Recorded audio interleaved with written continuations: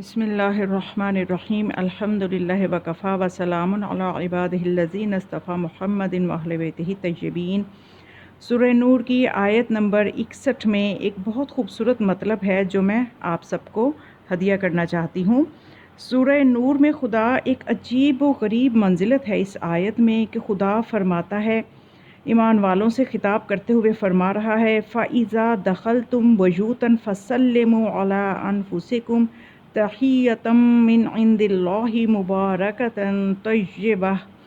کہ اے ایمان والو، خطاب چونکہ ایمان والوں سے ہو رہا ہے تو خدا فرماتا ہے کہ اے ایمان والو، کہ جب تم کسی گھر میں داخل ہو تو اپنے آپ پر سلام کیا کرو اللہ کی طرف سے بابرکت اور پاکیزہ تحیت کے طور پر۔ یعنی اس میں قابل غور بات یہ ہے کہ خدا حکم دے رہا ہے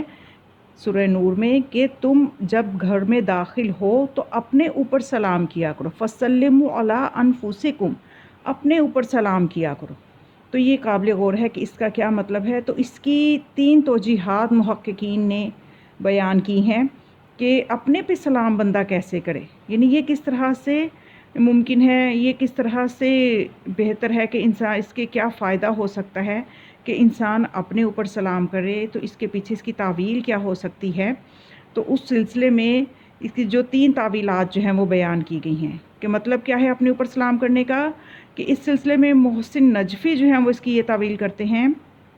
کہ جب کسی گھر میں داخل ہو تو اپنے آپ پر سلام کرو۔ اس سے مراد یہ ہے کہ اپنے برادران ایمانی،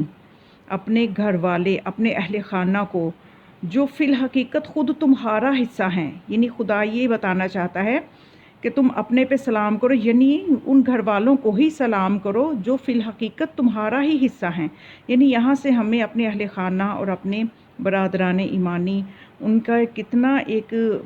حق ہے جو ہمیں سمجھ میں آ رہا ہے، اور ان کی ایک اہمیت جو ہے وہ خدا بتا رہا ہے اس جملے کے ساتھ کہ جب تم گھر میں داخل ہو تو اپنے اوپر سلام کرو، یعنی برادران دینی جو ہیں، تمہارے اہل خانہ جو ہیں وہ در حقیقت تمہارا ہی حصہ ہیں،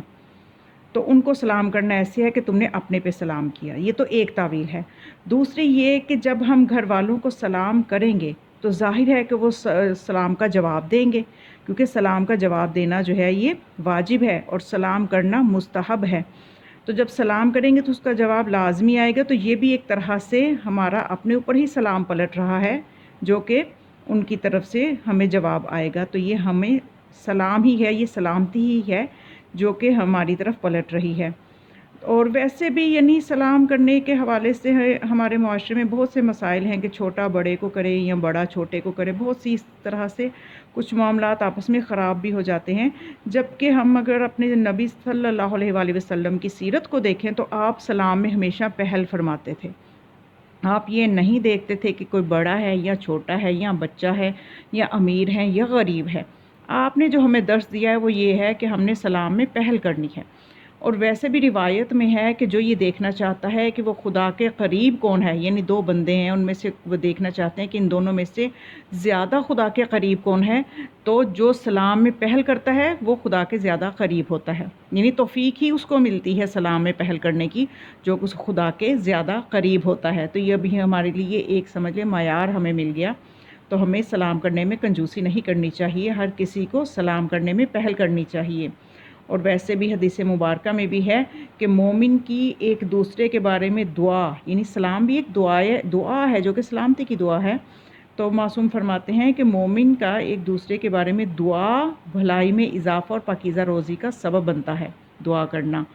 تو تیسری تعویل جو اس کی یہ ہے، وہ علماء نے یہ بیان کی ہے کہ یہاں خدا جو فرماتا ہے کہ جب تم گھروں میں داخل ہو تو اپنے اوپر سلام کرو، تو اس کا مطلب یہ ہے کہ اگر آپ بعض اوقات ایسا ہے کہ آپ گھر میں داخل ہو رہے ہیں تو گھر میں کوئی نہیں ہے، تو اس وقت آپ اس طرح سے کہیں السلام علینا من ربنا، کہ خداوند کریم کی طرف سے ہم پر سلام ہو۔ تو یہ بھی اس کی ایک تعویل ہے۔ لیکن بہرحال تینوں تعویلات اپنی جگہ پہ بہت خوبصورت ہیں، اور اگر کوئی رزق چاہتا ہے کہ گھر میں آئے فراوانی ہو تو اس کو چاہیے اگر گھر میں کوئی نہ ہو تو سلام کرے، نبی اکرم صلی اللہ علیہ وآلہ وسلم کو سلام کرے، السلام علیکم یا نبی اللہ، یعنی اس طرح سے بھی روایات میں آیا ہے۔ اور پھر سورہ توحید پڑھے تو پھر اس گھر میں رزق فراوان ہو جاتا ہے۔ تو یہ وہ ایک اہم پیغام تھا سورہ نور کی آیت نمبر 61 کے حوالے سے جو میں نے آپ کو ہدیہ کیا ہے۔ تو اس پیغام کو خود بھی سمجھیں، اس پہ عمل کریں اور سب جتنے آپ کے عزیز ہیں ان تک بھی پہنچائیں۔ والسلام علیکم ورحمۃ اللہ وبرکاتہ۔